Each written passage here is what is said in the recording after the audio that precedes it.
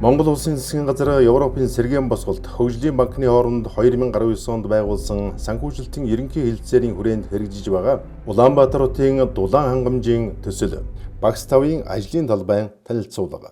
Улаанбаатар хотын Дулаан хангамжийн төслийн эхний шатанд Дулааны худаг 589-р зэгээс Дулааны худаг 1216-р зэг хүртэлх 600 мм-ийн голчтой Дулааны шугам шинээр татж холбох ажил багц 5-ын барилга угсралтын ажил хийгдэнэ. Багц 5-ын эхлэх зэг нь ажлын зургийн Дулааны худаг 589-р зэг буюу хүүхдийн паркын урдаас Дулааны худаг 1216 буюу Дүнжин гаруй хорооллын хойно хүрээд дуусна.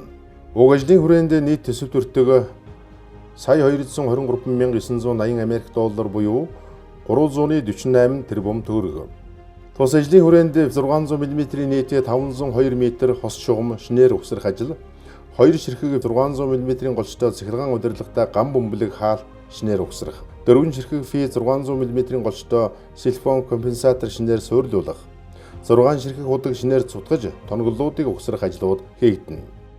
Төмөр зам огтлсон хэсэгтээ 1000 мм-ийн ган хоолоогоор сувгчлал хийх, автозам хөндлөн огтлож байгаа хэсэгтээ нэвтрэх сувг хийхээр тус төлөвлөсөн тул угсралтын үед мэргэжлийн байгууллагын төлөөллийг байлцуулан хийнэ.